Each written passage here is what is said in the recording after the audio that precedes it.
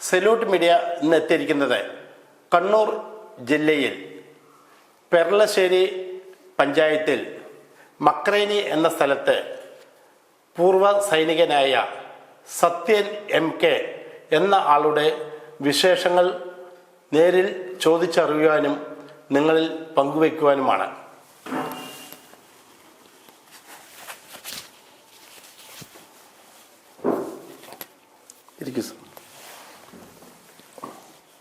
Sathyan MK അല്ലേ? അതെ.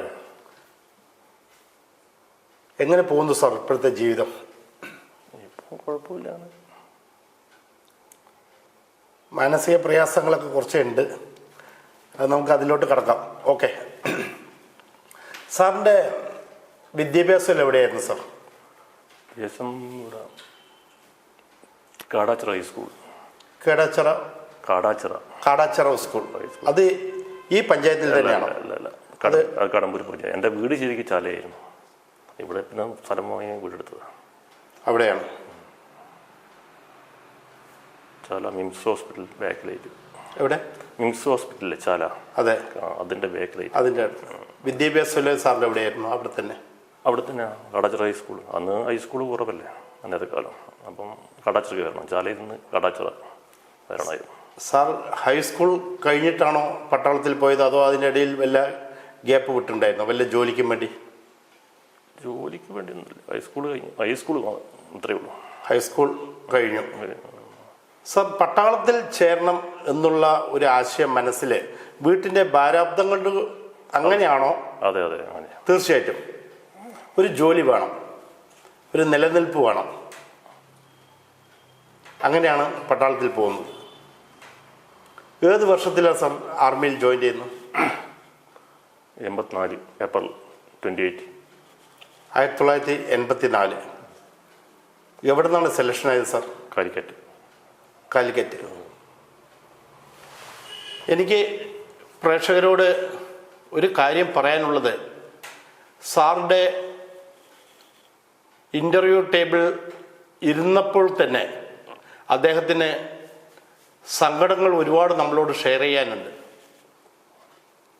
മൂപ്പരുടെ മാനസികാവസ്ഥ അത്രയും ദുഃഖം പേറിയിട്ടുണ്ട് സൈനിക സേവനത്തിനിടെ. എങ്ങനെയുള്ള ചോദ്യങ്ങൾ സാറിനോട് ചോദിക്കാം, ഞാനും അദ്ദേഹത്തിൻ്റെ മുന്നിലിരുന്ന് വിഷമിക്കാറുണ്ട്. ഓരോ സൈനികനും അവരുടെ സേവനകാലത്ത് അനുഭവിക്കുന്ന യാതനകൾ വളരെ വലിയ ദുഃഖകരമായിട്ടുള്ളൊരു കാര്യമാണ്. നമുക്ക് കൂടുതൽ കാര്യങ്ങൾ സത്യൻ MK എന്ന ഈ ധീര ജവാനിൽ നിന്ന് തന്നെ നമ്മൾക്കറിയാം. സാർ ഏത് വർഷം? 84 ആർമിയിൽ ജോയിൻ ചെയ്തു. അതെ. എവിടെ വെച്ചായിരുന്നു? കാലിക്കറ്റ്. വെസ്റ്റ് ഹില്ല്. ഏത് കോറിലാണ് സാർ എൻറോൾമെൻ്റ് ആയത്? MEG, Madras engineering group, Bangalore. Training centre ബാംഗ്ലൂരല്ലേ? അതെ. അവിടെ പോയി ട്രെയിനിങ് കംപ്ലീറ്റ് ചെയ്തു. അതെ. പോസ്റ്റിംഗ് ഏത് യൂണിറ്റിലാണ് സാർ പോയത്? 15 എഞ്ചിനീയർ റെജിമെൻറ്റ്, 15 എഞ്ചിനീയേഴ്സിൽ. അന്ന് ആ യൂണിറ്റിൻ്റെ ലൊക്കേഷൻ എവിടെയാണെന്ന് ഓർക്കാൻ പറ്റുന്നുണ്ട് sir? Amritsar. 84 blue star operation കഴിഞ്ഞ ശേഷമുള്ള സാർ ചെല്ലുന്നത്? അതെ, അത് അന്നേരം സെൻട്രലുള്ളത്. അന്ന് സെൻട്രലുണ്ട്. സാർ അമൃത്സർ യൂണിറ്റിലോട്ട് പോകുമ്പോൾ ഈ ബ്ലൂ സ്റ്റാർ ഓപ്പറേഷൻ കഴിഞ്ഞതിൻ്റെ പ്രഷർ ആ ഏരിയയിൽ ഉണ്ടായിരുന്നു. അപ്പം യൂണിറ്റ് അതിൽ എൻഗേജ് ആയിരുന്നു? അതെ, യൂണിറ്റ് എൻഗേജ് ആയിരുന്നു. അതിൽ എൻഗേജ് ഉണ്ടായിരുന്നു. IS ഡ്യൂട്ടി അങ്ങനെയുള്ള കാര്യങ്ങളൊക്കെ ആയിട്ട് പ്രൊട്ടക്ഷൻ സ്ക്വാഡൻ എല്ലാം ഉണ്ടായിരുന്നു. പിന്നീട് സാർ അവിടെ അമൃത്സറിൽ എത്ര വർഷം ഉണ്ടായി സാർ? ഇവിടെ 87 ഫസ്റ്റിൽ പോസ്റ്റിംഗ് പോയി, 89 അവിടെ നിന്ന് ട്രാൻസ്ഫർ ആയി. 87 യൂണിറ്റിൽ പോസ്റ്റിംഗ് പോയി.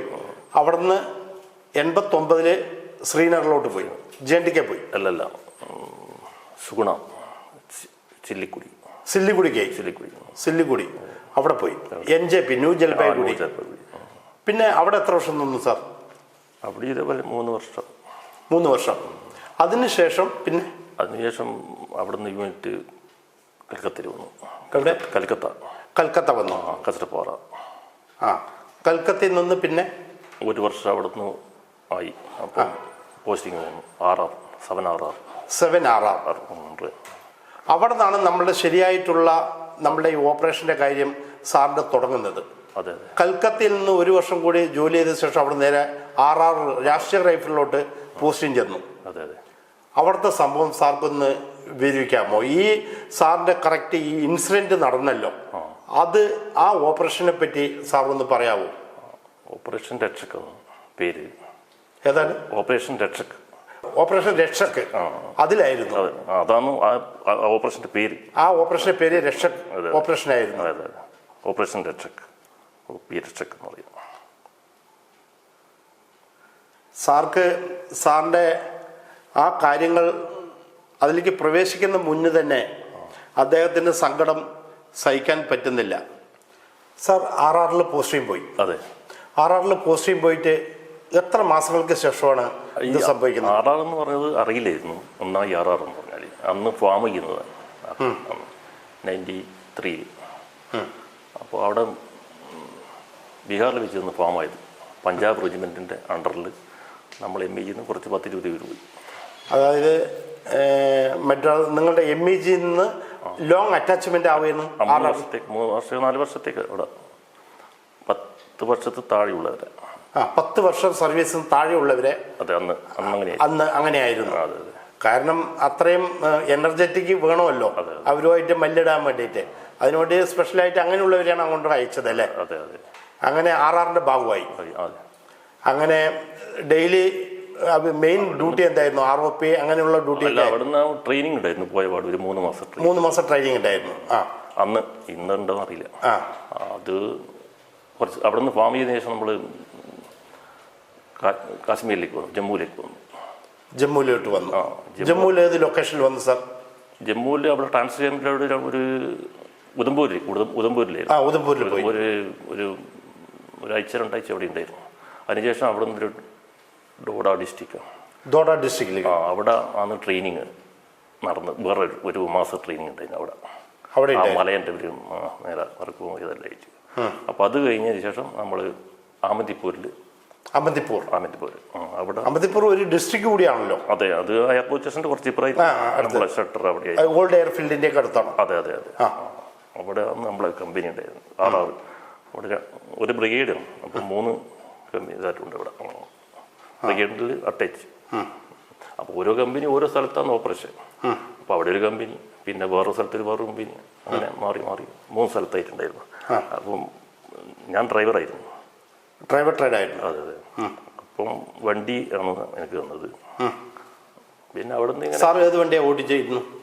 ഞാനത് അന്നേരം ഈ സിയോന്റെ പ്രൊഡക്ഷനിലായിരുന്നു കുറച്ച് നാള്. ഈ വണ്ടനായിരുന്നു അന്ന്. അത് നിസാൻ വണ്ടനായിരുന്നു. അതെ. നേരത്തെ അത് കുറെ നാൾ അവരെ കൂടെ തന്നെയായിരുന്നു, ഈ സിയോന്റെ കൂടെ. ഓക്കെ. അത് പിന്നെ ഞാൻ ലീവ് വന്നു, അതിനുശേഷം മാറി. അതിനുശേഷം പിന്നെ ശക്തിമാനായിരുന്നു. പിന്നെ ശക്തിമാനിലായിരുന്നു 3 ടൺ. അത് പിന്നെ അത് ഒരു ബ്രാവോ കമ്പനിയിൽ അറ്റാച്ചായി വണ്ടി. അവിടെ നിന്നാണ് പിന്നെ ഓപ്പറേഷൻ. ഓരോ കമ്പനിക്ക് ഓരോ ഏരിയ ആണല്ലോ കൊടുത്തിരിക്കുന്നത്. അപ്പോൾ അവിടെ ഓപ്പറേഷൻ ഡെയിലി ഉണ്ടാവും. ഡെയിലി ഓപ്പറേഷൻ മീൻസ് സാർക്ക് മെയിനായിട്ട് ഇൻസിഡൻറ്റ് നടക്കുന്നത് ROP പോയിട്ട് നമ്മൾ ഓപ്പറേഷന് പോയതാണ്. അന്ന് 2 ദിവസം മുമ്പേ പോയതാണ്. അവിടെ നിന്ന് ഇങ്ങനെ മിലിറ്റൻസ് ഏരിയയിലുണ്ട്, അവിടെ അംബൂഷ് ഇരിക്കുന്നുണ്ട്. അങ്ങനെ സെർച്ചിങ് പർപ്പസിൽ പോയതാണ്. അതെ. അത് എത്ര ദിവസത്തേക്കായിരുന്നു? അത് 2 ദിവസം. 2 ദിവസം. അപ്പോൾ ആക്ച്വലി ട്രൈറേഷൻ വല്ലതും ക്യാരി ചെയ്തിട്ടാണോ പോയത്? ഒരു 1.5 ചക്കരപ്പോറ പറഞ്ഞിട്ടൊരു സാധനം ഉണ്ടായിരുന്നു. അതായത് ഗോതമ്പ് മാവിൽ കുറച്ച് ശർക്കര മിക്സ് ചെയ്തിട്ട് എണ്ണയിലിട്ട് ഇതാക്കി, അത് മാത്രമേ ഉണ്ടായിരുന്നുള്ളൂ അത് ഭക്ഷണത്തിന് വേണ്ടിയിട്ട്. അതെ. അപ്പോൾ എത്ര പേരായിരുന്നു സാറിന്റെ സംഘത്തിൽ ഉണ്ടായിരുന്നു? നമ്മൾ 3 വണ്ടിയാണ് അന്ന് പോയത്, ഓപ്പറേഷൻ പോയത് ഈ സർച്ചിങ് ഏരിയയിൽ 3 വണ്ടിയാണ് ഉണ്ടായിരുന്നു. കമ്പനി കമാൻഡർ ഒരു വണ്ടെണ്ണം, പിന്നെ 2 ശക്തിമാൻ. അതെ. അത് LMGയും കാര്യങ്ങളും ഫിറ്റ് ചെയ്തിട്ട് ഫ്രണ്ടിൽ അത് ഫ്രണ്ടിൽ LMG പ്രൊട്ടക്ഷനോട് കൂടിയാണ് പോകുന്നത്. അത് അതിന്റെ മോഡിഫൈഡ് ചെയ്തതാണ്. ബുള്ളറ്റ് പ്രൂഫ് ഉണ്ടത് വണ്ടിക്ക്. അങ്ങനെ നമ്മൾ ഓപ്പറേഷൻ അങ്ങനെ അന്ന് ഞാൻ ആദ്യ ദിവസത്തെ പറഞ്ഞാൽ മതി പോരെ, അതിന് മുമ്പിലൊന്നും പറയണ്ടല്ലോ.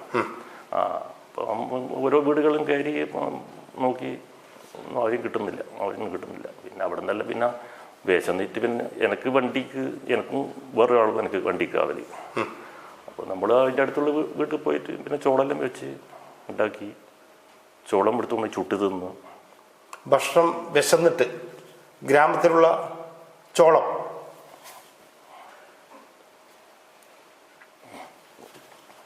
സാർ കണ്ണു തുടങ്ങി സാർ, സാരമില്ല. സാറിൻ്റെ എല്ലാ സങ്കടങ്ങളും നമ്മുടെ ഈ പ്രേക്ഷകർ കേട്ടുകൊണ്ടിരിക്കുന്നുണ്ട്. എല്ലാവർക്കും അറിയാൻ ആഗ്രഹമുണ്ട്.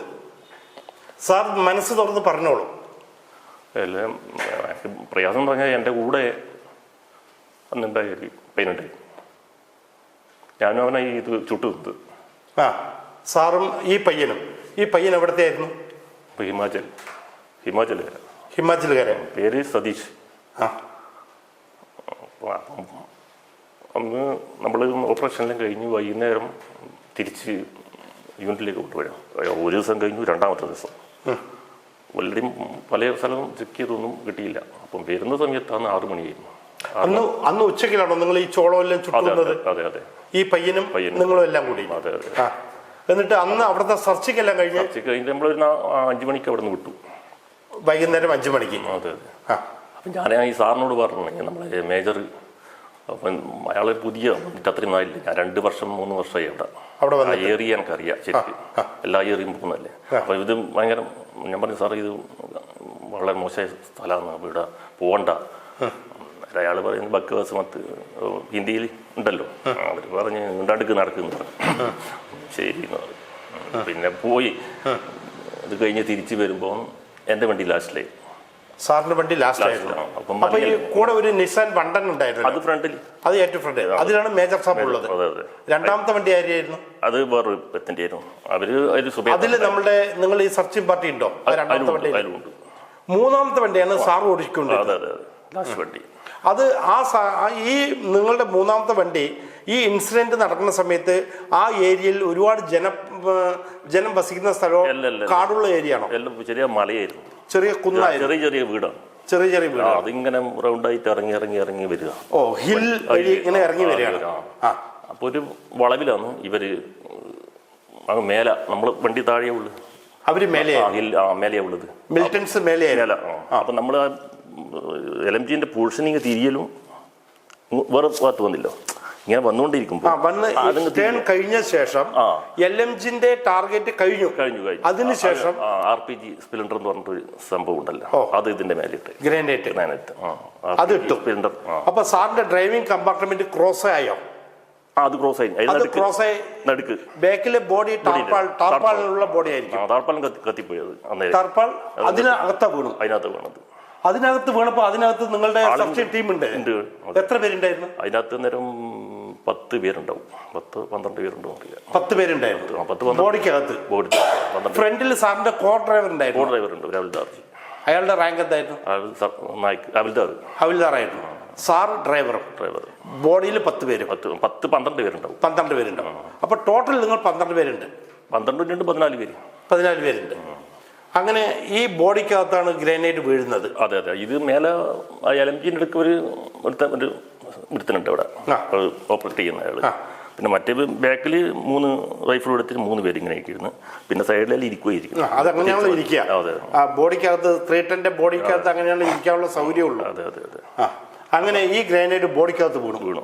അപ്പം വീണു ഒച്ചയായി, പിന്നെ ബഹളവും കാര്യവും ഒന്നും പറയണ്ട.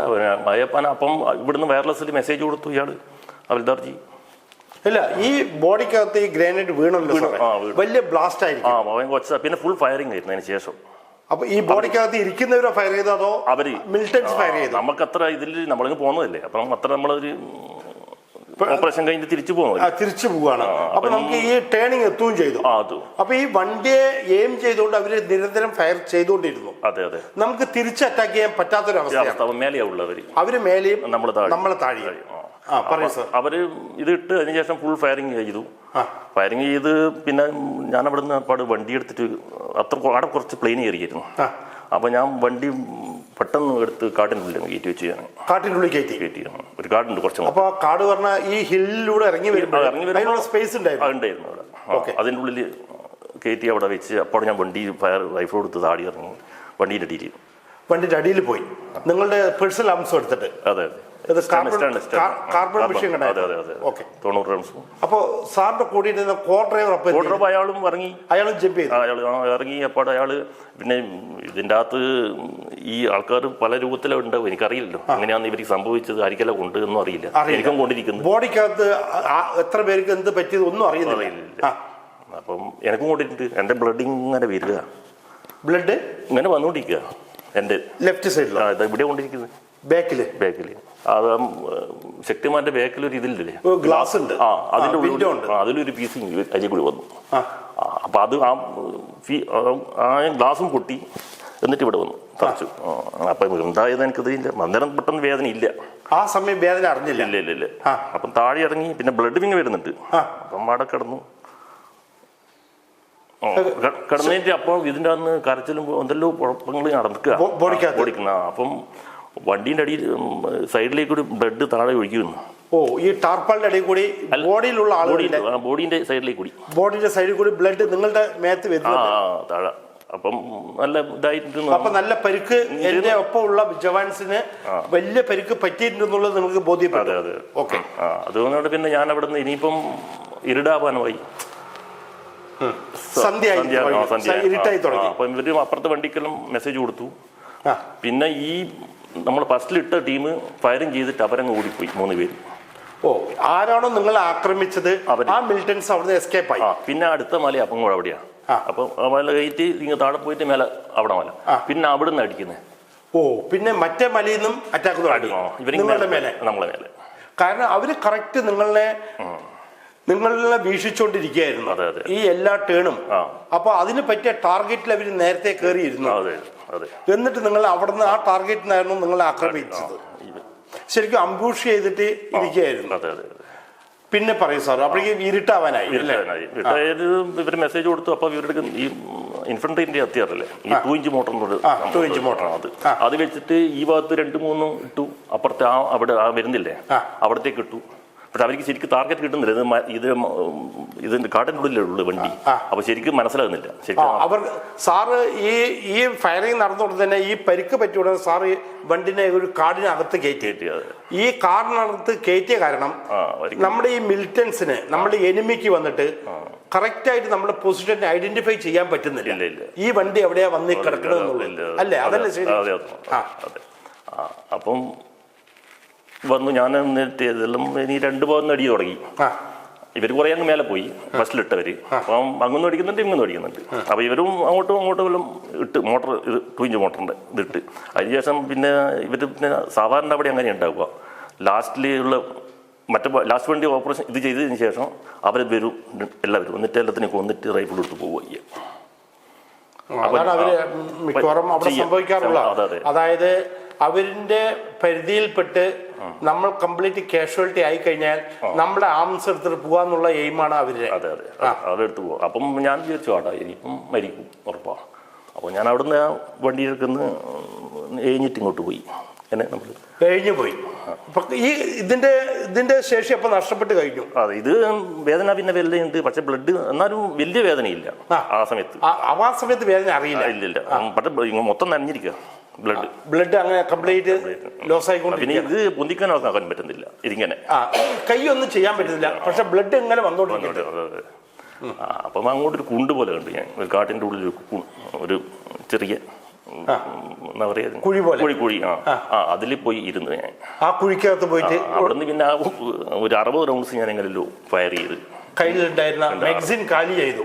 അതായത് നമ്മൾ അവരിനെ ഓപ്പോസിറ്റ് ഫയർ ചെയ്യാൻ നമ്മൾ തയ്യാറാണെന്ന് ബോധ്യപ്പെടുത്താൻ വേണ്ടി. അത് ഒരു എയിമിലുള്ള ഫയറിംഗോ അല്ല, ഒരു തിരിച്ചൊരു ഫയറിംഗ് കൊടുക്കണമല്ലോ എന്നുള്ള ഉദ്ദേശം വഴിക്ക് ഒരു ഫയറിംഗ് ചെയ്തു. 60 തീർത്തു. പിന്നെ 30 വെച്ചിട്ടുണ്ട് ഞാൻ. അപ്പൊ ഇനി പിടിച്ചു കൊണ്ടുപോകുന്നുണ്ടെങ്കിൽ 3 മാഗസിൻ 90 റൗണ്ട് ഉണ്ടായിരുന്നു. 2 മാഗസിൻ കാലി ചെയ്തു, ഒരു മാഗസിൻ കയ്യിൽ വെച്ച്. ഓക്കെ, അത് പിന്നെ ഇനി വരുന്നുണ്ടെങ്കിൽ പറ്റുന്ന കാര്യങ്ങൾ അടിക്കാം, അല്ലെങ്കിൽ നമ്മളെ മരിക്കാം. അങ്ങനെ തീരുമാനിച്ചു. അപ്പോൾ സാറിന്റെ ഈ വണ്ടി ഉണ്ടല്ലോ, ആ ബോഡിക്കകത്തുള്ള ഒരു അവസ്ഥ അപ്പൊ സാർക്ക് മനസ്സിലാക്കാൻ പറ്റില്ല. ഒന്നും അറിയുന്നില്ല. അപ്പം പിന്നെ അങ്ങനെ അപ്പൊ ഇരുടായി. അപ്പൊ അപ്പുറത്തുനിന്ന് കമ്പനി കമാൻഡർ ഒരു 10 പേരും ആ മല കയറിയിട്ട് ഇങ്ങനെ വരുന്നവര്. അപ്പം വന്നിട്ട് പിന്നെ ഡ്രൈവർ ഡ്രൈവർ എവിടെയും ചോദിക്കും. അപ്പം ഡ്രൈവറെ കാണുന്നത് ഞാൻ അക്കൗണ്ടിലേ ഉള്ളത് അവിടെ.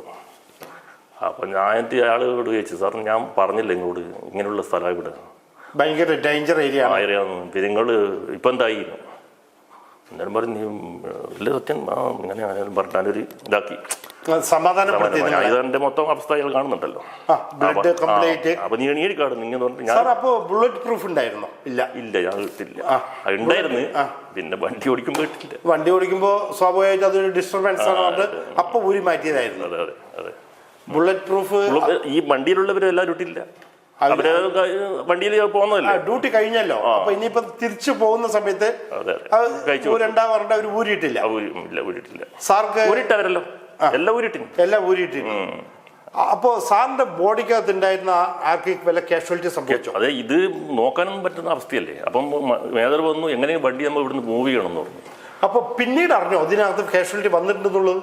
അത് ഇത് ബ്ലഡ് വന്നുകൊണ്ട് അവിടെ ആയിരിക്കാൻ ഇടല്ലേ, ഒന്നും കാണുന്നില്ല, നോക്കുന്നില്ല. ബ്ലഡ് ഈ ബോഡിക്കകത്തുള്ള ബ്ലഡ് നിങ്ങൾ വണ്ടിക്ക് അടിയിൽ പോയ സമയത്ത് ആ ബ്ലഡ് ഒഴുകുന്നത് കാണുന്നു. അത് കാണുന്നുണ്ട്. അപ്പൊ അതിന് എന്റെ വണ്ടിന്റെ ബോഡിക്കകത്ത് നല്ലൊരു കാഷ്വാലിറ്റി സംഭവിച്ചിട്ടുണ്ട് എന്നുള്ള ഒരു നിഗമനേ ഉള്ളൂ. ആ സമയത്ത് വേറൊന്നും മനസ്സിലാക്കാൻ പറ്റുന്നില്ല. അപ്പോ നിങ്ങളെ നോക്കാനും പറ്റില്ല, അത് നോക്കാനും പറ്റില്ല. ആ ഒരു അവസ്ഥയിലായിരുന്നു. കാരണം നമ്മുടെ ശരീരം ഒളിപ്പിക്കുക എന്നുള്ളതാണ്. കാരണം അവര് ടാർഗറ്റിൽ വരാൻ പാടില്ല എന്നുള്ളതായിരുന്നു. അപ്പോ നിങ്ങളുടെ മുന്നേ രണ്ട് വണ്ടികൾ മുന്നേ കടന്നു പോയി. 1 കിലോമീറ്റർ അപ്പുറം ഉണ്ട്. 1 കിലോമീറ്റർ അപ്പുറം. എന്നിട്ട് അവർ അവിടുന്ന് നടന്നു വന്നു. 10 പേര് അവിടെയും 20 പേര് 15 പേര് അവിടെയുണ്ട്. അപ്പൊ അവർക്ക് ആ 10 പേര് തിരിച്ചു വന്നല്ലോ ഈ വണ്ടിന്റെ അടുത്തേക്ക്. ആ സമയത്ത് അവർക്ക് നേരെ ആക്രമണം ഉണ്ടായോ? ഇല്ല. അപ്പോഴേക്ക് ഡാർക്കായി, ഇരുട്ടായി. പിന്നെ ഇവിടുന്ന് നമ്മൾ അടിച്ചല്ലോ. പിന്നെ ഇതില് ശേഷിച്ച ആളും നിങ്ങളെ പോലെയുള്ളവരും 1 മണിക്കൂർ കഴിഞ്ഞു. 1 മണിക്കൂർ കഴിഞ്ഞു. അപ്പൊ അന്ന് പിന്നെ ഇയാൾ വന്നിട്ട് എങ്ങനെയും വണ്ടി കൊണ്ടുപോകണമെന്നു. അപ്പൊ ഈ വലിയ വണ്ടി അയാൾക്ക് ഓടിക്കാൻ പറ്റുന്നില്ല, ചെറുതാങ്കര ഓടിക്കുമായിരുന്നു. അപ്പൊ എങ്ങനെയാ പോവാ, ഡ്രൈവർ വേറെ ഇല്ല. ഞാൻ ശരി സാർ, ഞാൻ 1 കൈ കൊണ്ട് എടുക്കാന്ന് പറഞ്ഞു. ഒരു കൈ കൊണ്ട്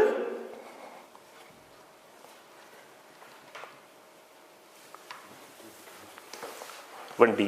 നമ്മുടെ പ്രേക്ഷകർ കാണുന്നില്ലേ, ഓരോ ധീര സൈനികന്റെയും ആ കർമ്മം, ആ സമയത്ത് അവർ അനുഭവിച്ച ആ ദുഃഖങ്ങൾ, ഇത് നിങ്ങൾക്ക് മുന്നിൽ കൊണ്ടുവരിക എന്നുള്ളതാണ് സല്യൂട്ട് മീഡിയ പ്രത്യേകിച്ച് ചെയ്യുന്നത്. അദ്ദേഹത്തിന് അന്നത്തെ സംഭവങ്ങൾ നമ്മളോട് വിവരിക്കാൻ തന്നെ പറ്റുന്നില്ല.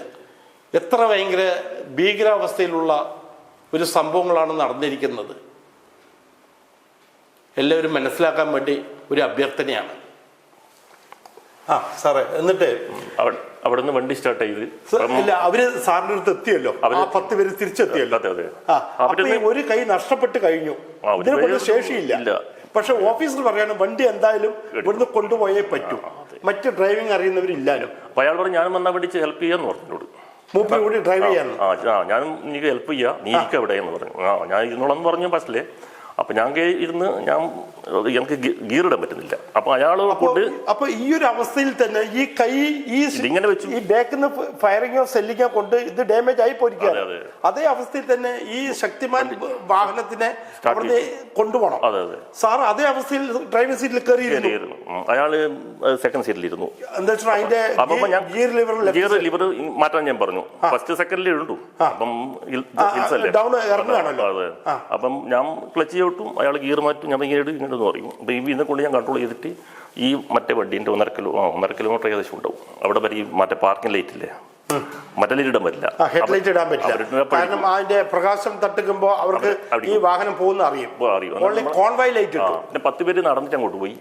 പിന്നെ ബാക്കി 7 പേരും ഫ്രണ്ടിൽ നടന്നു പോയി. മറ്റേ കൂട്ടർ കുറച്ച് പേര് ബാക്കിൽ, ഇതിനകത്ത് ഉള്ളുകൂട്ടർ അങ്ങനെ കിടക്കാം. സാറിന്റെ വണ്ടിന്റെ ബോഡിക്കകത്ത് ഉള്ളവരുണ്ടല്ലോ, അതങ്ങനെ കിടക്കാം. അങ്ങനെ കിടക്കണം. ആരും ഒന്നും നോക്കിയില്ല, ഇല്ല. അവിടെ നിന്നാൽ ഇനി എന്താ സംഭവിക്കുമെന്ന് പറയാൻ പറ്റില്ലല്ലോ. അതില് വല്ല മരണപ്പെട്ടു. എത്ര പേരാണെന്ന് അറിഞ്ഞോ? അതൊന്നും അറിയില്ല. അത് അവിടെ എത്തി. അപ്പം അവിടുന്ന് ITTVന്റെ ഒരു കമ്പനി MA റൂം. സാർ, അതിലോട്ട് ഞാൻ തിരിച്ചു വരുന്നുണ്ട്. സാർ, ഈ വെടിയേറ്റ കൈ അത് ഒന്നിനും ശേഷിയില്ല. സാർ ഈ ഒരു കൈ കൊണ്ട് ഡ്രൈവ് ചെയ്തിട്ട് അത് പോവാൻ സാർ തയ്യാറായോ? പോയി, തയ്യാറായി. ഇതാണ് ശരിക്കും ഒരു സൈനികന്റെ അവസ്ഥ എന്ന് പറയുന്നത്. ഒരു കൈ വെടികൊണ്ട് സെല്ലിങ്ങിലൂടെ ശേഷിയില്ലാതെയും എന്നിട്ടും ആ സ്ഥലത്ത് നിന്ന് എസ്കേപ്പ് ചെയ്യാൻ വേണ്ടി ഒരു ഓഫീസറുടെ ഓർഡർ പ്രകാരം ഈ ഒരു അവസ്ഥയിലും ആ ഡ്രൈവിംഗ് സീറ്റിൽ കയറിയിരുന്നു. ഒരു കൈ കൊണ്ട് സ്റ്റിയറിംഗ് കൺട്രോൾ ചെയ്യാനും കൂടെ കോപ്പറേറ്റ് ഡ്രൈവർ എന്ന് പറയുക, കോ ഡ്രൈവർ പറയും, അദ്ദേഹം ഗിയർ മാറ്റി കൊടുക്കാം, നമ്മൾക്കൊന്ന് എസ്കേപ്പ് ആയേ പറ്റുള്ളൂ പറഞ്ഞു. ആ ദൗത്യം ഏറ്റെടുത്ത ആ ധീര ജവാനാണ് ഇന്നിപ്പോൾ നമ്മളുടെ മുന്നിൽ ഇരിക്കുന്നത്. എന്നിട്ട് പറയും സാർ, അവിടുന്ന് ഈ ഓഫീസർ ഗിയർ മാറ്റി തന്നു അല്ലേ? അതെ അതെ. സാർ ഒരു കൈ കൊണ്ട് ഡ്രൈവ് ചെയ്തു. എന്നിട്ട് അവിടെ നിന്ന് എത്രത്തോളം? അത് 1.5 കിലോമീറ്റർ ഉണ്ട്. അത് നടന്ന് വണ്ടി അവിടുന്ന് 1.5 കിലോമീറ്റർ എത്തുമ്പോഴേ സാറിന്റെ മുന്നിൽ കടന്നുപോയി ആ 2 വണ്ടിയുടെ സ്ഥലത്ത് എത്തുള്ളൂ. അതുവരെ സാർ ഇതും വെച്ചുകൊണ്ട് അപ്പൊ ഈ ബ്ലഡ് ലോസ് ആയിക്കൊണ്ടേ സ്പീഡ്. അപ്പോഴേക്കും ഏകദേശം ഞാൻ എന്നിട്ട് മേജറോട് പറഞ്ഞു, ഞാൻ ബ്ലഡ് ഔട്ടായിട്ട് ഞാൻ മരിച്ചു പോകും, അതുകൊണ്ട് എന്നെ പെട്ടെന്ന് ഹോസ്പിറ്റലിൽ എത്തണം എന്ന് പറഞ്ഞു. സാർ പറഞ്ഞു എന്റെ ബ്ലഡ് അത്രയും ശരീരത്തിൽ ലോസായി, സാർക്ക് അത്രയും ക്ഷീണം വീഴേണ്ട കണ്ടീഷൻ എത്തിപ്പോയിട്ടുണ്ടാവും. അങ്ങനെയാണ് ഓഫീസറിനോട് പറയുന്നത്, എന്റെ ബ്ലഡ് മുഴുവൻ നഷ്ടപ്പെട്ട് ഞാൻ വേറൊരു അവസ്ഥയിലായി പോവാണ്, എത്രയും പെട്ടെന്ന് എന്നെ ഹോസ്പിറ്റലൈസ് ചെയ്യണമെന്ന് ഓഫീസറോട് റിക്വസ്റ്റ് ചെയ്തു. നിങ്ങൾ അങ്ങനെ ഈ 2 വണ്ടി സാർക്ക് മുന്നേ പോയല്ലോ, ആ ലൊക്കേഷൻ സാർ ഈ വണ്ടി എത്തിക്കാൻ പറ്റിയോ? അവിടെ എത്തി. ബോഡിക്കുള്ളവരിന്റെ ഉള്ള അവസ്ഥയോ ഞാൻ നോക്കാൻ പറ്റുന്നില്ല, എനിക്ക് നോക്കാൻ പറ്റുന്നില്ല. മറ്റേ വണ്ടി ഒരു ITTBന്റെ ഒരു എംആർഎം ഉണ്ടായിരുന്നു, ഒരു ITBPന്റെ മെഡിക്കൽ സെന്റർ. അതെ അതെ അതെ, ഒരു മേജറായിട്ടുണ്ട്, ഡോക്ടർ ഉണ്ടായിരുന്നു കേട്ടോ. അവരുടെ മെസ്സേജ് കൊടുത്ത എല്ലാ ആളും റെഡിയാണ്, അവിടെ റെഡിയാണ് എല്ലാവർക്കും. അപ്പൊ അവിടെ പോയി അവിടെ പിന്നെ ഇതല്ലേ എംആർഎം അല്ലേ, അത്രയും ഒരു വലിയ ഇതല്ല കാര്യമായിട്ടൊന്നും. പിന്നെ ഫുൾ കെട്ടി അങ്ങനെ വെച്ച് കെട്ടി, ബ്ലഡ് പോകുന്നില്ലേ, പിന്നെ അത് നിർത്താൻ വേറെ വഴി ഒന്നുമില്ലല്ലോ. ഓക്കെ, എല്ലാം കെട്ടി അവിടെ. അപ്പോഴാണ് പിന്നെ ഓരോരുത്തർ ഇറക്കി വരുന്നു ഇതിൻ്റെ അകത്തുനിന്ന്, വണ്ടീൻ്റെ അകത്തുനിന്ന്, ആംബുലൻസിൽ നിന്ന് ബോഡി ഇറക്കിക്കൊണ്ടിരിക്കുകയാണ്. അപ്പൊ ഞാൻ ബോഡിയും കൊണ്ടവനെല്ലാം ഉണ്ട്, ഇതിൽ മരിക്കാത്തവരുണ്ട്, ഗുരുതരമായിട്ട് പരിക്കേറ്റവരുണ്ട്, ബോഡിയുണ്ട്. 2 പേരും അന്നേരം തന്നെ മരിച്ചിരിക്കുന്നു. 2 പേര് ആ സ്പോട്ടിൽ പോയി. അത് ഈ സതീശാണ് എൻ്റെ കൂടെ അന്ന് ചോളം തിന്നെ. ചോളം തിന്ന നിങ്ങൾ ഉച്ചയ്ക്ക് 2 പേരും കൂടി ചോളം ചുട്ടു തിന്ന സതീഷ്, അയാൾ എവിടത്തുകാരനായിരുന്നു? ഹിമാചൽ. സാർക്ക് അന്ന് എത്ര വയസ്സുണ്ട് സാർ? 31. മാരീഡ് ആണോ? അതെ, 6 മാസം മുമ്പ് കഴിച്ചു. 6.